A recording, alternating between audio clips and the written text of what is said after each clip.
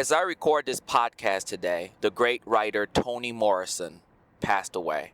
And as I've been looking online and watching television and just living throughout the day, I've been noticing a lot of quotes of hers. And those quotes inform today's podcast.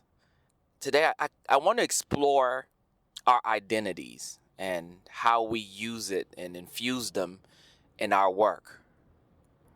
That will be today's topic of discussion on Slow Down.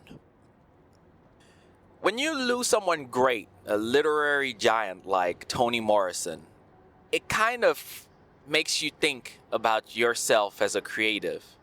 Makes you wonder if you can ever step in those type of shoes and create a lasting legacy in the work that you create. And she was one of those people who challenged a lot of us by the topics she wrote about, by her sheerly being herself and constantly being herself in her work. As a black person and a black creative, seeing her be herself and writing for herself is something that is freeing and something inspiring and something that I try to strive for in the work that I create. But it's a difficult journey, especially when you're a minority. If you have an identity that is not the norm in society, it's really hard to be in a situation where you are able to express yourself fully. There's so many roadblocks that you go through because you want to reach an audience. And society has kind of programmed us to believe that our experience are not the norm. Our existence can never be mainstream. That makes it very difficult to wade into a world of the unknown. And I find that especially difficult for creatives. Our identities, we are often taught by our own people and by society that we need to make our identity, hide our identity, or find a way to make ourselves palatable for others to consume and enjoy what we create. And that pervasive mindset stunt our ability to express ourselves fully. I'll give you an example. As a black person who has lived in Cameroon and Africa and also live in America, our education system says that the greats are the Mozarts, the Rembrandts, the Charles Dickens.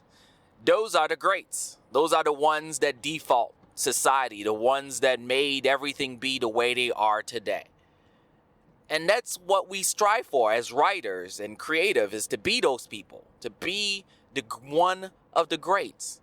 And unfortunately, and when we look at society in that way, we do not see ourselves as one of the greats. And we feel like we have to censor and change ourselves, change our experiences, our identities to match the norm, to match society, to match what has been created as the status quo. And as a creative, that has always been difficult for me because I wanted to reach as many people as I can. But also, I've suffered from this fear of being stereotyped. Not saying that black culture is something that is bad or scary or something that should be ashamed of or afraid of, but it's certain aspect of black culture that I didn't live.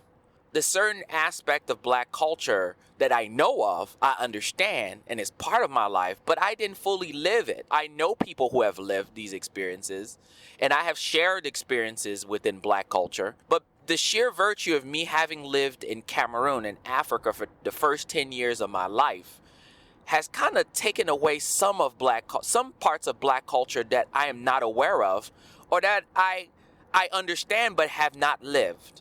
And I've seen the world from a different perspective. My perspective is varied. It's from an American perspective and an African perspective. From my mom being from North Carolina, a Southern black perspective, and from a Cameroonian perspective, my dad being a Cameroonian from Africa, I see the world from two different points of view. So I'm in a weird spot where I kind of see the world in a different space. So when I write stuff, I want to be authentic to myself, to my experience. But that is difficult because I don't want to be perceived as a liar within the Black community because there's certain experiences that I have not lived. Nor do I want to make it seem as though I want to center whiteness in my creations, because I am not. But then again, what makes all of this difficult is that I kind of was indoctrinated in terms of the books that I read, the things that I enjoyed, and the things that spoke to me were centered around whiteness.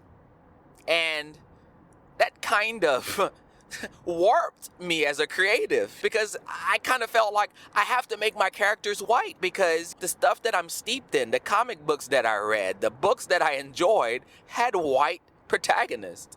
But I didn't like the story because they had white protagonists. It's because they spoke to me. The things that were within those stories, within those comic books, spoke to themes and things that I found important, the things that mattered to me.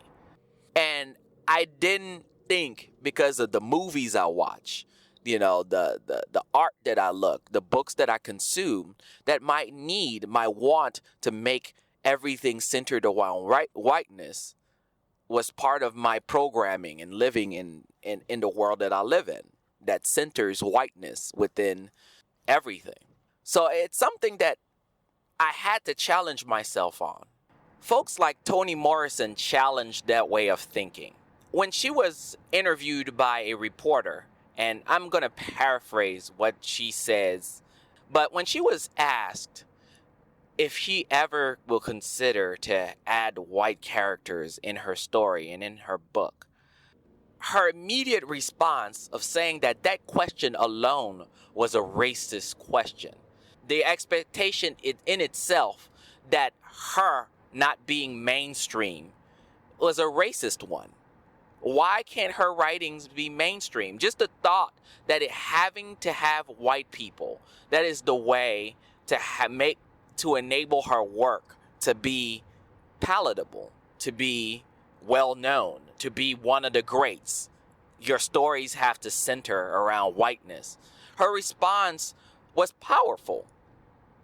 It's one that constantly run in my head, because in the work that I make, I'm not making stuff just to be palatable, to be status quo. I'm making stuff that are a reflection of my lived experience. I'm writing stories that share parts of me and parts of my life for the rest of the world to read. Folks like her definitely shaped my view and changed me to be a better creative. Creative like James Baldwin, like Nikki Giovanni, folks like Toni Morrison. All of them, they were themselves in their work. They filled their works with themselves. They took up space in the room. And that's kind of what I want to do. And for me, I want to do it in a different way. For me, I love picture books. I love comic books. I love those things. I want to put a little bit of myself in those things. I want little kids who grew up like I did to see themselves and to feel as though it's okay for them to express their identities, to take up space, to exist. That's what I want to do with my work. So yes, there's going to be little black kids in my books, but their shared experience is valuable. Their perspectives are valuable. And I think all people can enjoy their experiences and my experiences. And I also, as a creative, want to explore other identities. Knowing what I know about my identity, how can I bring in more identities within the body of work that I create? That is what all of this challenged me to do. Thank you for listening to this podcast. I'm sure I went in a million different directions here, but Toni Morrison's passing really opened up an opportunity for me to speak about something that I've been having trouble figuring out how to express. And for some odd reason today was a little easier to express. And just sitting here, just thinking about the greats that we are losing, all these great writers who are no longer with us, it kind of makes me think about my legacy, about what am I leaving behind for people like me, for people who are on the margins. What are the things that I am leaving behind in the work that I create? And people like them inspire me. And I wanted to dedicate this episode to those people, to those writers. So who are some writers, some people, some creatives, some makers who've inspired you? Who used their identity, used who they were as a catalyst for change, as a way of changing how we perceive creativity, how we perceive entrepreneurship, how we perceive being a human citizen in this world? Share those with me as you share this podcast with your friends. I hope you have a great day today. I look forward to see you on the next episode of Slow Down.